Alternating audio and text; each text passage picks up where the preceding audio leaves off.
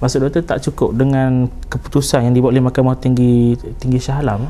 Maksudnya dalam perkataan yang lain, dengan perkataan yang lain, orang bertanya, betul mereka membunuh. Persoalannya, siapa mereka berhubungan dengan Atantuya, wanita Mongolia itu? Apa hubung kait mereka yang mereka terlalu marah dan membunuh secara tragis ini?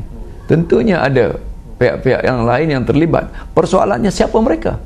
Dan penghakiman ini tidak dapat memutuskan siapa mereka itu. Itu dia persoalan saya. Ini masuk dalam X-file, ya, negara ini yang akan di satu hari nanti akan di-revisit balik, akan dilawati kembali dalam satu pendekatan yang mungkin lebih tuntas, lebih muktamad daripada ini. Okey doktor. Akhir, tidak dapat tidak, hari Jumaat pagi insya-Allah Kabinet baru akan diumumkan dan mengangkat sumpah, dan kita tidak boleh mengelak lagi dan kita hanya boleh melihat dan sebagainya. Hari ini ke besok? Jadualkan hari Jumaat. Hari Jumaat. Ya.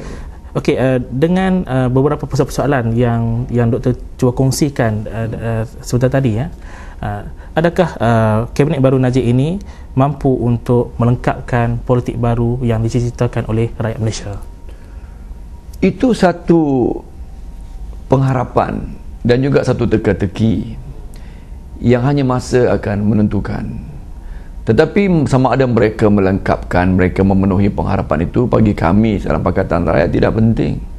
Sebab dalam dinamika politik, ya, yang hari ini politik negara kita pun sudah matang sampai satu tahap di mana kita boleh menstrukturkan semula politik negara ini kepada apa yang dikatakan sebagai dua pakatan atau dua barisan. Ya, seperti ini negara ini sudah menjadi politik negara seperti Amerika, Democrats dengan Republican.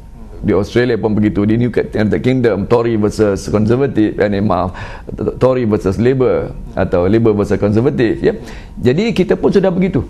Barisan Nasional berdepan dengan Pakatan Rakyat.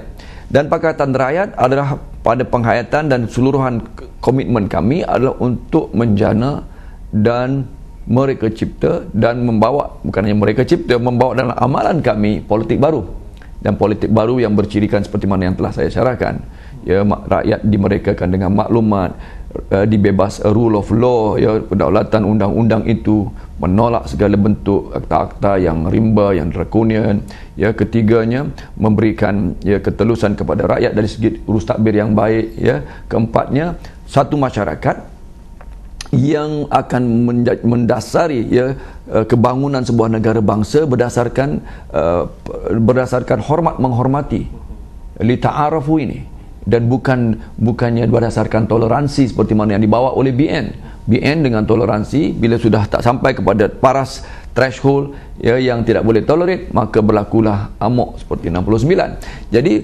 ini bukan politik baru. Politik ini politik masih lagi berpaksi dan berpasak kepada ras atau etnik atau kaum. Ini kita tinggalkan dalam Pakatan baru, dalam Pakatan Rakyat, dalam politik baru yang kita mau dukungi. Jadi di samping itu, akhirnya dalam pengurusan urus takbir negara itu dari sudut ekonomi. Jadi kesemua ini sudah kami bentangkan. Dan kalau UMNO Barisan Nasional mau mengambil pendekatan untuk sama-sama mendukungi politik baru itu, alhamdulillah. Kalau mereka tidak mau, mereka tentunya akan ditolak oleh rakyat, seperti rakyat telah tolak mereka di Pematang Ampau, di Kuala Terengganu, di Bukit Selambau, dan hari ini Bukit Gantang. Jadi saya tidak maulah membuat apa-apa unjuran tentang perkara ini. Kalau mereka sedar akan kelemahan mereka, kebincangan mereka, kebobrokan yang telah mereka lakukan selama 5 dekad, ya, 50 tahun lebih ni, 5 dasawarsa ini, mereka wajar membuat perubahan. Kalau tidak rakyat akan menolak mereka. Itu saja yang boleh saya sebutkan. Okey, terima kasih doktor dengan perkongsian tentang Kabinet baru Najib dan politik baru Malaysia. Dan sekali lagi kami kru TV PAH mengucapkan terima kasih, dan insya-Allah kita pulangkan kepada rakyat sendiri untuk menilai sendiri Kabinet baru.